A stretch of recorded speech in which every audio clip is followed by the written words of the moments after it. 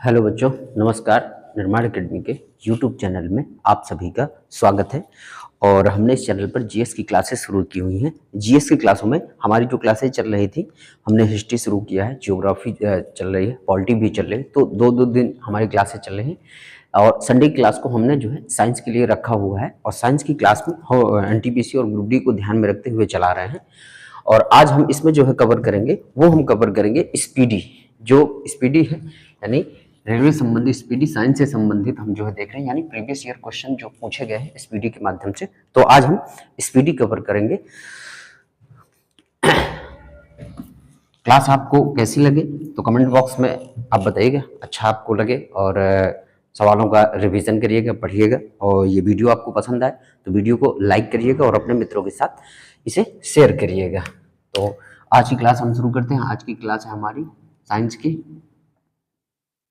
और साइंस में हम कवर कर रहे हैं स्पीडी। ध्यान में रखिएगा, हम कवर कर रहे हैं स्पीडी को कवर किया जा रहा है इसमें, ठीक है।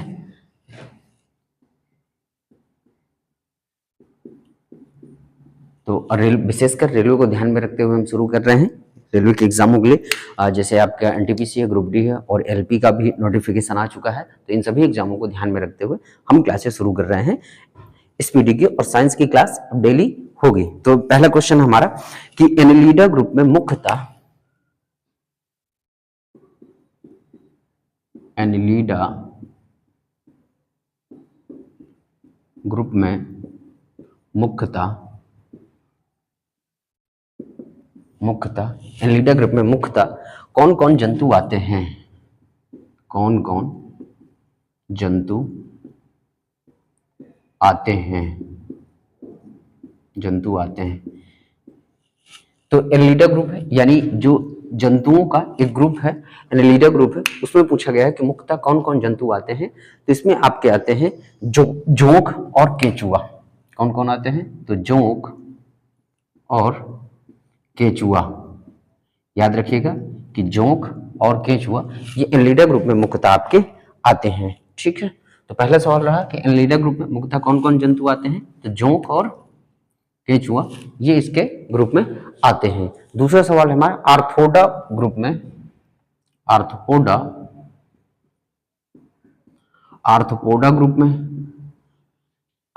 ग्रुप में कौन से जंतु हमारे आते हैं, ये हमसे पूछा गया कि आपके आर्थ्रोपोडा ग्रुप में मुख्यतः कौन कौन जंतु आते हैं। तो यहाँ ध्यान रखिएगा एनिलिडा ग्रुप में कौन कौन से आते हैं। जोंक है, केचुआ है, ये आपके आते हैं। आर्थ्रोपोडा ग्रुप में कौन कौन जंतु आते हैं? तो हमारे जैसे तिलचट्टा,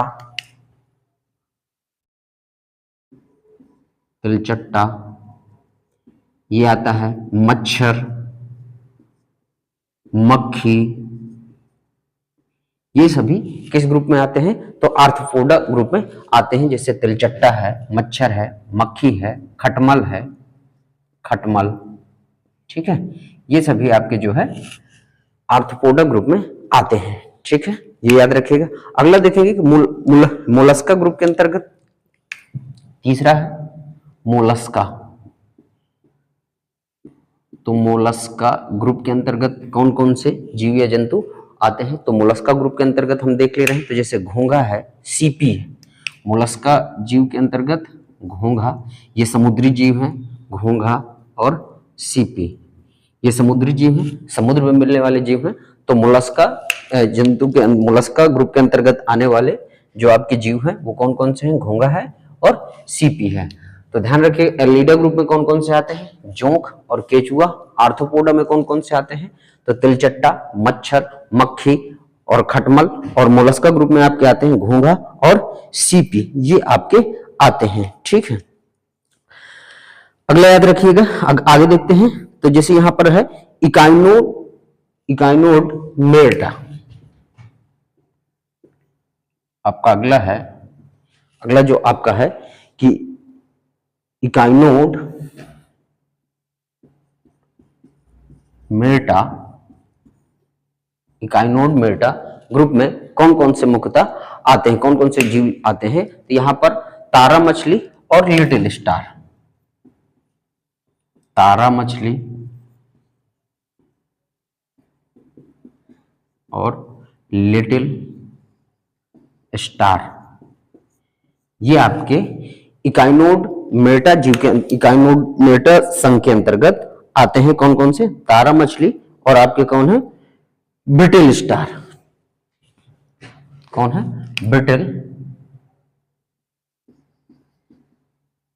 ब्रिटेल स्टार, ये आपके आते हैं इकाइनोड मेटा के अंतर्गत। एनलिडा ग्रुप के अंतर्गत कौन कौन से? जोंक, केचुआ। आर्थ्रोपोडा के अंतर्गत तिलचट्टा, मच्छर, मक्खी और खटमल। मोलस्का संघ के अंतर्गत घोंघा, सीपी। इकाइनोड मेटा के अंतर्गत कौन कौन से आते हैं? तारा मछली और ब्रिटेल स्टार। नोट कर लीजिएगा, आगे बढ़ते हैं। चलिए, तो क्लास बच्चों आपको कैसी लगी तो कमेंट बॉक्स में जरूर बताइएगा। हम इस पीडी को कवर कर रहे हैं इस क्लास में, तो पढ़ते चलिएगा और नोट भी डाउन करते चलिएगा। नोट करते चलेंगे तो आपको याद बहुत जल्दी होगा। आइए आगे बढ़ते हैं। अगला है कि मनुष्य का पाचन क्रिया का प्रारंभ कहां से होता है। अगला है हमारा क्वेश्चन कि मनुष्य के पाचन क्रिया कहां से प्रारंभ होती है। ठीक है, कहां से प्रारंभ होती है, ये याद रखिएगा। मनुष्य की जो पाचन क्रिया है का प्रारंभ कहां से होता है। तो देखिए, सबसे पहले जब हम भोजन करते हैं ना, तो भोजन करने के दौरान पाचन क्रिया हमारी मुख से ही शुरू हो जाती है। क्यों? क्योंकि जब भोजन करते हैं तो भोजन करने के दौरान ही यहीं से जो हमारी लार होती है वो भोजन के साथ चिपकती है। तो यहीं से भोजन के पाचन की प्रक्रिया है वो यहीं से प्रारंभ हो जाती है। तो मनुष्य के पाचन क्रिया कहां से प्रारंभ होती है? तो याद रखिएगा, मुख से। कहां से? मुख से। ये यहीं से प्रारंभ हो जाती है मनुष्य के पाचन क्रिया। आगे देखेंगे, अगला है कि शिराओं द्वारा कौन सा रक्त प्रवाहित होता है। शिराओं द्वारा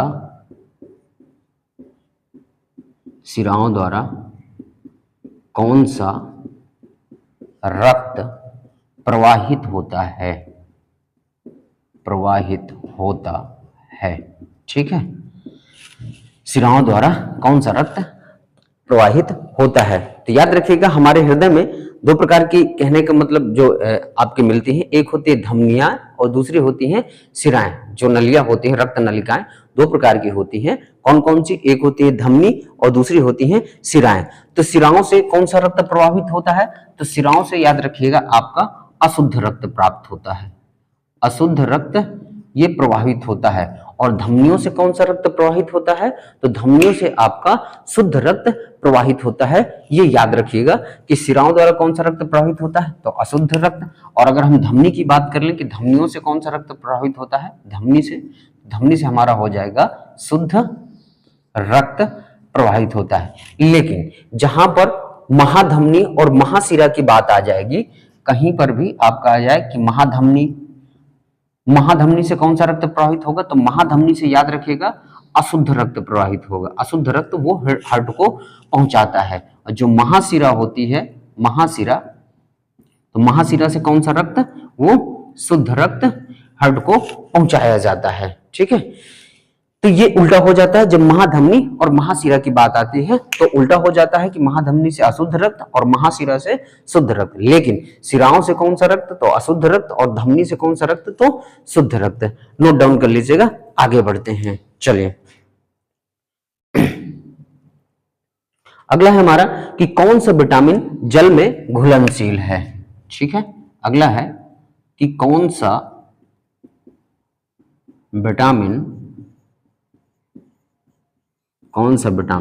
जल में घुलनशील है। ठीक है, विटामिन देखिए, हम देखेंगे दो प्रकार के हमें विटामिन, एक हमें कौन से मिलेंगे? जल में घुलनशील, और एक हमें मिलते हैं वसा में घुलनशील। जल में घुलनशील और वसा में घुलनशील। तो जल में जो आपके घुलनशील विटामिन हो कौन है? बी तथा सी, ये आपके जल में घुलनशील विटामिन है। वसा में घुलनशील कौन है? तो वो है ए, डी, ई व के। ये चार विटामिन हैं जो आपके वसा में घुलनशील हैं। तो याद रखिएगा कि कौन से विटामिन जल में घुलनशील हैं? तो बी तथा सी। और आपके कौन से जो है वसा में घुलनशील है तो वसा में है आपके ADE के, ये जो है आप याद रखिएगा, तो नोट कर लीजिएगा। आगे बढ़ते हैं। तो बच्चों पढ़ते चलिएगा, रेलवे को ध्यान में रख, रेलवे के एग्जामों को ध्यान में रख के हम ये क्लास चला रहे हैं, तो पढ़ते चलिएगा, रिवीजन करते चलिएगा, साथ ही साथ नोट डाउन करते चलिएगा, नोट्स बनाइएगा, सिर्फ बैठे मत रहिएगा कि सिर्फ आप देख रहे हैं बैठे रहे, नोट भी करते चलिएगा। और क्लास आपको पसंद लगे वीडियो को लाइक करिएगा, ठीक है। आइए आगे बढ़ते हैं। आगे हम देखेंगे कि हमारा सोडियम का कार्य क्या है। जो हमारे शरीर में सोडियम है, तो सोडियम का कार्य क्या है ये हम देखेंगे। तो सोडियम का कार्य क्या है कि रक्त दाब को नियंत्रित करने में सहायक होता है। रक्त दाब को नियंत्रित करने में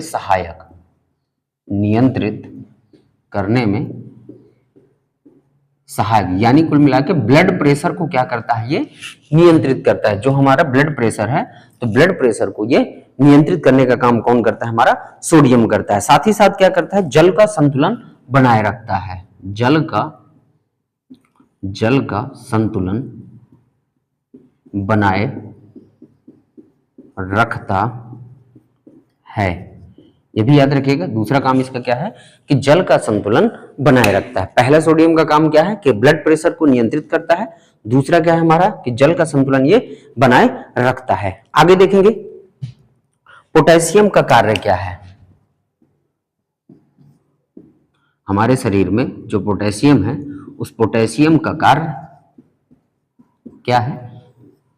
तो पोटेशियम का कार्य हमारा क्या है, ये हृदय की धड़कन एवं जो है नाड़ी है, इनको क्या करता है, संचालित करने का काम करता है, ठीक है। हृदय की धड़कन तथा जो हमारी नाड़ी यानी नब्ज हम कह सकते हैं, इसको जो है इनके कार्यों को संचालित करता है। नब्ज, ठीक है, के कार्यों को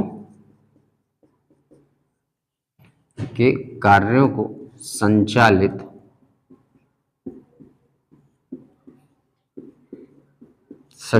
करता है, ठीक है। हृदय की धड़कन तथा नब्ज के कार्यों को संचालित करता है। ये किसका काम है, ये हमारे पोटेशियम का काम है। सोडियम का काम क्या है, तो सोडियम का काम हमने देख लिया कि ये क्या करता है, रक्त दाब को नियंत्रित करने में सहायक होता है तथा जल का संतुलन बनाए रखता है। आगे देखते हैं, नोट कर लीजिएगा। चलिए आगे देखते हैं।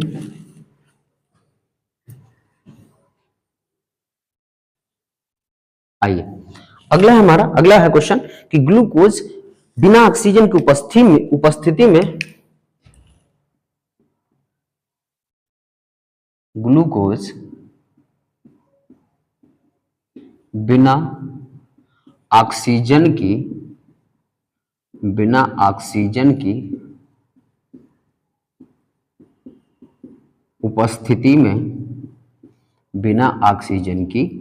उपस्थिति में मांसपेशियों में प्रतिक्रिया कर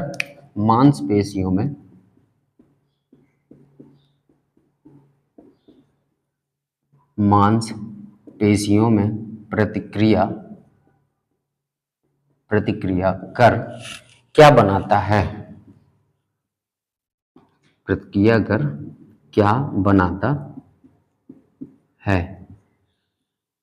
जो हमारा ग्लूकोज है वो हमारा बिना ऑक्सीजन की उपस्थिति में मांसपेशियों के साथ प्रतिक्रिया कर वो क्या बनाता है, तो याद रखिए ये बनाएगा आपका लैक्टिक एसिड। क्या बनाएगा, लैक्टिक एसिड यानी लैक्टिक अम्ल ये बनाता है जब वो बिना ऑक्सीजन के क्या करता है, प्रतिक्रिया मांसपेशियों से करता है, ठीक है। या इसी को हम ठीक है, तो ग्लूकोज बिना ऑक्सीजन की उपस्थिति में आपका मांसपेशियों से प्रतिक्रिया करके क्या बनाता है, आपका लैक्टिक अम्ल बनाता है, ठीक है। लेकिन याद रखिएगा जब ये बैक्टीरिया पोस्ट से प्रतिक्रिया करता है, ठीक है, इसी को याद रखिएगा कि ग्लूकोज बिना ऑक्सीजन की उपस्थिति में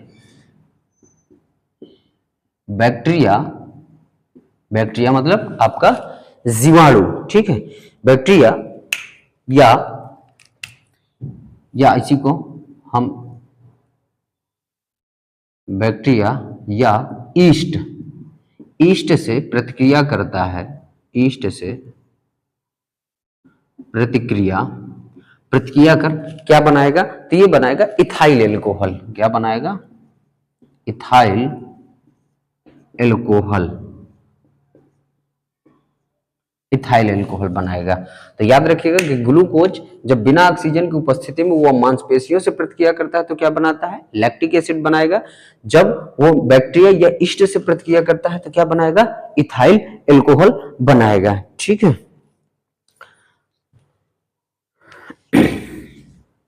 चलिए आगे बढ़ते हैं। अगला देखते हैं कि ऑक्सीजन की उपस्थिति में जब ग्लूकोज की प्रतिक्रिया होती है, ऑक्सीजन की उपस्थिति में, ऑक्सीजन की उपस्थिति में ग्लूकोज की प्रतिक्रिया होती है तो क्या बनता है, ग्लूकोज की प्रतिक्रिया होती है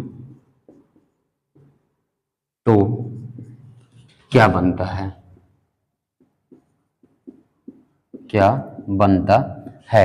याद रखिएगा कि जब ऑक्सीजन की उपस्थिति में ग्लूकोज प्रतिक्रिया करता है तो क्या बनता है, कार्बन डाइऑक्साइड और जल का निर्माण होता है। कार्बन डाइऑक्साइड यानी CO2 तथा जल का निर्माण होता है, जल का निर्माण होता है। ठीक है, याद रखिएगा कि ऑक्सीजन की उपस्थिति में जब ग्लूकोज क्या करता है, प्रतिक्रिया करता है तो क्या बनता है, कार्बन डाइऑक्साइड तथा जल का निर्माण होता है। नोट कर लीजिएगा, आगे बढ़ते हैं।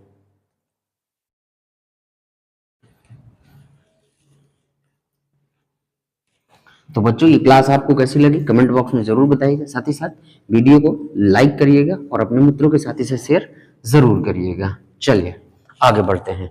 अगला है हमारा एनिलिडा में उत्सर्जन उसके किस उत्सर्जी अंग द्वारा होता है। एनिलिडा में उत्सर्जन, एनिलिडा में उत्सर्जन उसके किस उत्सर्जी अंग द्वारा होता है, किस उत्सर्जी अंग द्वारा होता है।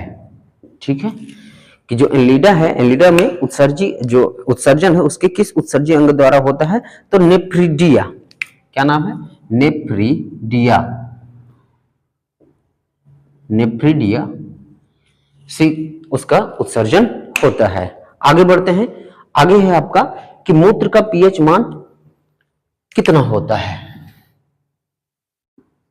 मूत्र का पीएच मान कितना होता है। तो मूत्र का पीएच मान कितना होता है आपका, 6 होता है। कि मूत्र का पीएच मान कितना होगा, 6 होगा। ठीक है, आगे देखते हैं बहिस्रावी एवं अंतःस्रावी। आपका बहिर्स्रावी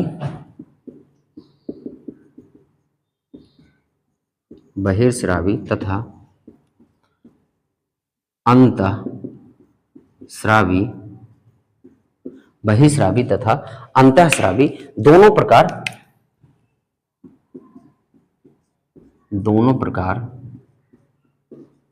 किस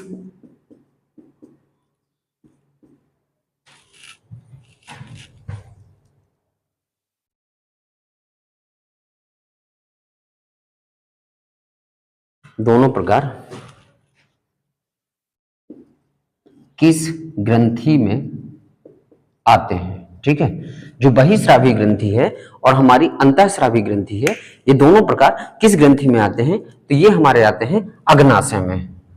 किस ग्रंथि का है, अग्नाशय ग्रंथि। ठीक है। अग्नाशय प्रकार की ग्रंथि में ये आते हैं। कौन कौन सी? बहिस्रावी तथा अंतःस्रावी दोनों किस प्रकार की ग्रंथि में आते हैं? दोनों प्रकार तो अग्नाशय में आते हैं। ठीक है, आगे देखते हैं पीयूष ग्रंथि या पिट्यूटरी ग्रंथि को। पीयूष ग्रंथि या इसी को हम नाम देते हैं क्या? पिट्यूटरी ग्रंथि।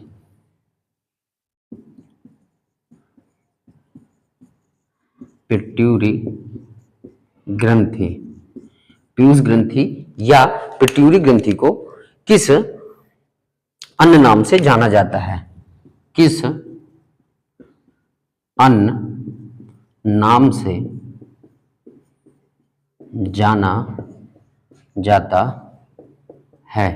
ठीक है, याद रखिएगा कि पीयूष ग्रंथि या पिट्यूटरी ग्रंथि को किस अन्य नाम से जाना जाता है, तो हम इसको जानते हैं मास्टर ग्रंथि के नाम से। किस नाम से? मास्टर ग्रंथि। मास्टर ग्रंथि के नाम से हम इसको जानते हैं, याद रखिएगा। ठीक है, अगला है कि स्प्रिंग को अपनी समान लंबाई पर, अगला है हमारा स्प्रिंग को अपनी सामान्य लंबाई पर वापस लौटने के लिए, समान लंबाई पर वापस लौटने के लिए, लगने वाला बल क्या कहलाता है? लगने वाला बल क्या कहलाता है? लगने वाला बल क्या कहलाता है? अगर स्प्रिंग को अपनी समान लंबाई पर वापस लौटना है तो उस बल को हम क्या कहेंगे? तो उस बल को हम कहेंगे प्रत्यानयन बल। ठीक है, याद रखिएगा, प्रत्यानयन बल। प्रत्यानयन बल। ठीक है, तो याद रखिएगा सवालों को कि एनेलिडा में उत्सर्जन उसके किस उत्सर्जी अंग द्वारा होता है? तो नेफ्रिडीन से। मूत्र का पीएच मान कितना होता है? 6 होता है। बहिस्रावी तथा अंतःस्रावी दोनों प्रकार किस ग्रंथि में आते हैं? तो अग्नाशय में आते हैं। पीयूष ग्रंथि या पिट्यूटरी ग्रंथि को हम किस नाम से जानते हैं? तो मास्टर ग्रंथि के नाम से जानते हैं। स्प्रिंग को अपनी समान लंबाई पर वापस लौटने के लिए जो लगने वाला बल है वो हमारा क्या कहलाता है? वो कहलाता है प्रत्यानयन बल कहलाता है। नोट कर लीजिएगा या स्क्रीनशॉट ले लीजिएगा। बढ़ते हैं आगे।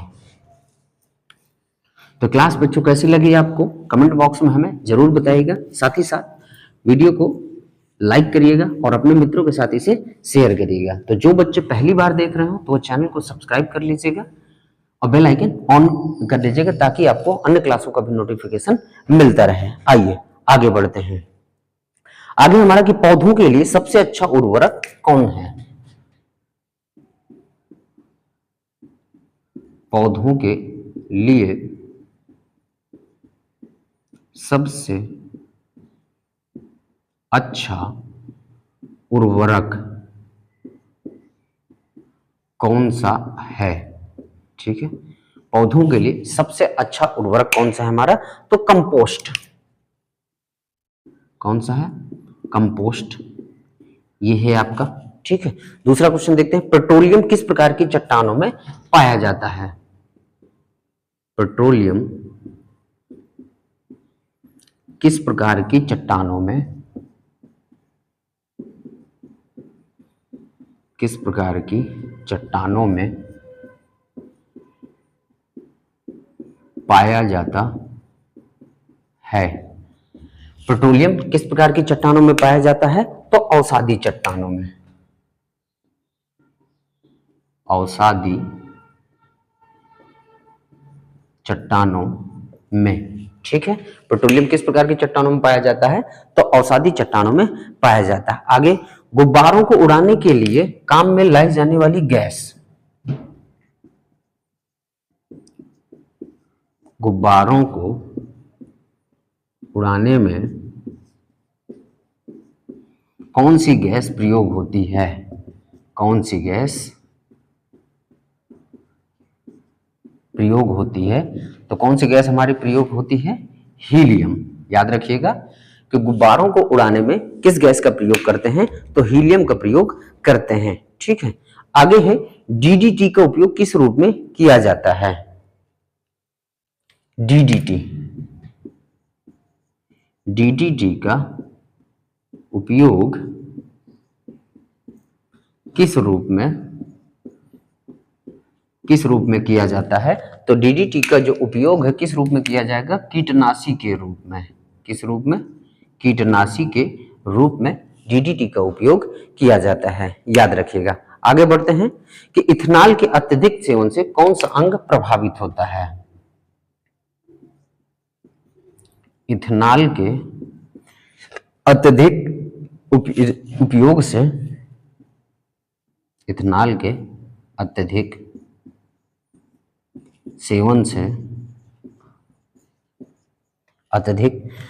से, कौन सा अंग प्रभावित होता है, कौन सा अंग प्रभावित होता है, कौन सा अंग प्रभावित, कौन सा अंग प्रभावित होगा, तो आपका यकृत, लीवर। ठीक है, कौन सा अंग हमारा जो है प्रभावित होगा, वो यकृत होगा, यानी लीवर होगा। ठीक है, अगले क्वेश्चन में बढ़ते हैं कि सभी अम्लों में अनिवार्य रूप से पाया जाने वाला पदार्थ, सभी अम्लों में अनिवार्य रूप से पाया जाने वाला पदार्थ, सभी अम्लों में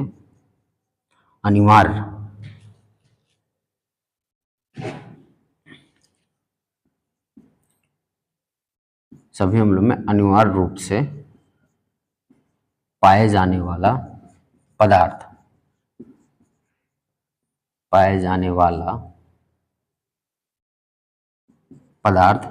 कौन सा है, कि सभी अम्लों में अनिवार्य रूप से पाया जाने वाला पदार्थ हमारा कौन सा है, तो है हमारा हाइड्रोजन।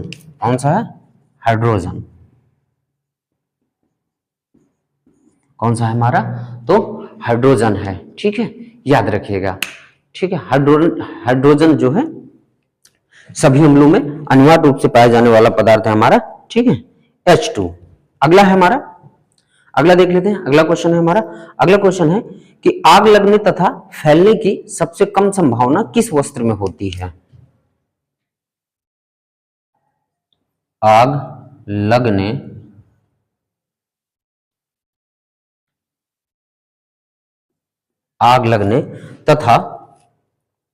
तथा फैलने की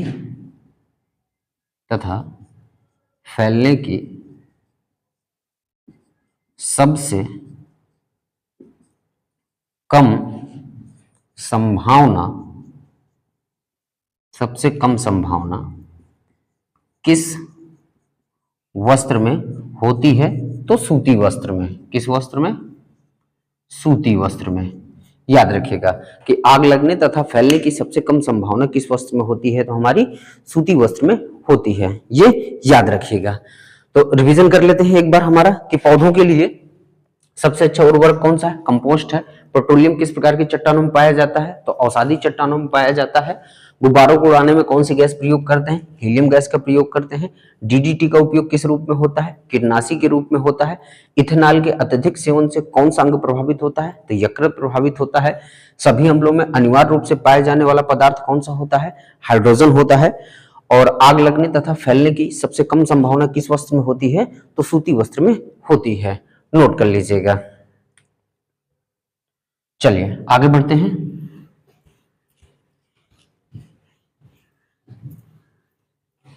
तो क्लास आपको कैसी लगी बच्चों, कमेंट बॉक्स में जरूर बताइएगा। साथ ही साथ क्लास आपको अच्छी लगे तो वीडियो को लाइक कर दीजिएगा और अपने मित्रों के साथ इसे शेयर जरूर करिएगा। बहुत ही इंपॉर्टेंट क्लास चल रही है, पढ़िएगा, रिवीजन करिएगा और नोट्स बनाते हुए चलिएगा। चलिए आगे देखते हैं कि लोहे का सबसे महत्वपूर्ण स्रोत कौन सा है। शरीर में लोहा का आयरन का सबसे महत्वपूर्ण स्रोत, सबसे महत्वपूर्ण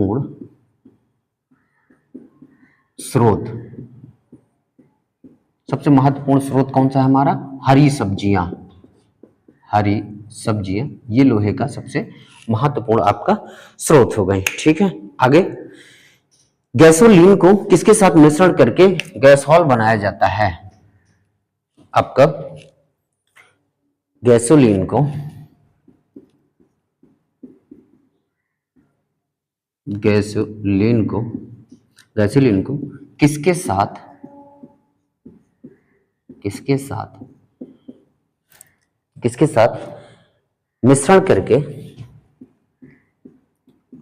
मिश्रण करके गैसोहॉल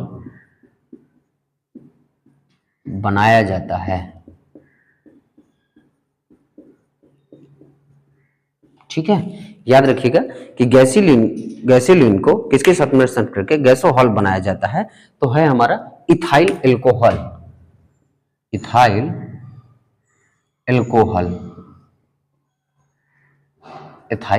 एल्कोहल के साथ मिश्रण करके गैसोलीन को हम क्या बनाते हैं? तो गैसोहॉल बनाते हैं। नोट कर लीजिएगा। आगे है, तात्कालिक ऊर्जा के लिए धावकों को कौन सा पदार्थ दिया जाता है? तात्कालिक ऊर्जा के लिए, यानी तुरंत अगर एनर्जी चाहिए और उनके लिए जो धावक होते हैं यानी जो रेसर होते हैं, तो धावकों को कौन सा पदार्थ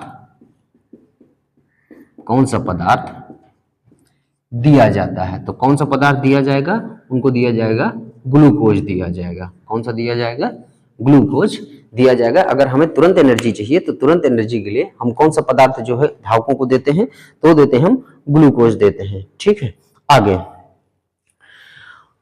अगला है मानव जाति के लिए। ठीक है, हम मानव जाति के लिए ओजोन परत क्यों महत्वपूर्ण है? हम ओजोन परत के बारे में समझ लें। ठीक है, ओजोन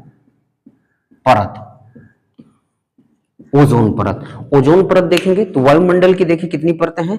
5 परतें हैं। और ये जो ओजोन परत है ये हमें कहाँ मिलती है? तो ये हमें मिलती है समताप मंडल में। कहाँ मिलती है? समताप मंडल में मिलती है। बहुत ही महत्वपूर्ण परत है जो हमें वायुमंडल के किस परत में मिलती है? तो समताप मंडल में मिलती है। ठीक है, और ये ओजोन परत क्या करती है? तो ओजोन परत करती है सूर्य से निकलने वाली परावैंगनी किरणों को, सूर्य से निकलने वाली परावैंगनी अल्ट्रावायलेट परावैंगनी किरणों को यानी अल्ट्रावायलेट किरणों को पृथ्वी पर आने पर रोकती है। पृथ्वी पर आने से रोकती है। ठीक है, पृथ्वी पर आने से रोकती है। ओजोन परत के बारे में याद रखिएगा कि ओजोन परत वायुमंडल की किस परत में पाया जाता है? इसको तो समताप मंडल में ये हमें मिलती है। और ये क्या करती है? तो सूर्य से निकलने वाली जो परावैंगनी किरणें हैं उनको पृथ्वी पर आने से ये रोकती है। क्यों? अगर ये पृथ्वी पर आ गई परावैंगनी किरणें तो यहाँ पर बहुत सारी चीजें, कहने का मतलब जैसे चर्म रोग हो जाएगा आपका, आंख रेटिना जल जाएंगी, व्यक्ति अंधा पड़ सकता है, बहुत सारे रोग जो है बढ़ जाएंगे।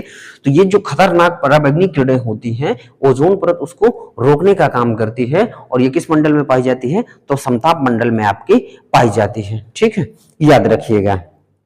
चलिए, तो आज की क्लास बच्चों यहीं तक। आज हमने स्पीडी के कुछ सवालों को शामिल किया है। अगली क्लास में हम इसी तरह जो है अब साइंस की क्लासों को हम इसी तरह हर संडे को कवर करते हुए चलेंगे और थोड़ा सा लेंथ और बढ़ा देंगे सवालों की। यानी अभी जो है 30-35 मिनट की क्लास है, तो आगे से कुछ दिनों बाद आपकी जो है 50 मिनट, 60 मिनट, 1 घंटे के हम लगभग क्लासों कर देंगे और ज्यादा भी कर देंगे। वो आपके ऊपर निर्भर करता है। जितना ज्यादा आप वीडियो को लाइक करेंगे, जितना ज्यादा आप शेयर करेंगे, उतना ज्यादा हमें भी मोटिवेशन आएगा। तो इन क्लासों की लेंथ को हम बढ़ाते हुए चलेंगे। तो आज हमने स्पीडी के सवालों को कवर किया। आज से हम स्पीडी इस पे शुरू करें। हर संडे को आपको स्पीडी मिलेगी। तो वीडियो आपको कैसा लगे तो आप जो है बताइए कमेंट बॉक्स में हमें, और साथ ही साथ वीडियो को लाइक करिएगा, शेयर करिएगा। जितना ज़्यादा आप लाइक करेंगे, शेयर करेंगे, मुझे उतना ज़्यादा ही मोटिवेशन मिलेगा। और हम इसी तरह क्लासों को लेके आते रहेंगे आपके सामने। जीएस की क्लासें हमारी लगातार चल रही है। संडे को भी अब हमारी साइंस की स्पीडी क्लास हर संडे को आपको मिलेगी। तो जो बच्चे चैनल में नए हो तो पहले चैनल को सब्सक्राइब करके बेल आइकन ऑन कर लीजिएगा। तो मिलते हैं आपसे अब अगली क्लास में, कल के वीडियो में। तब तक के लिए धन्यवाद। जय हिंद, वंदे मातरम।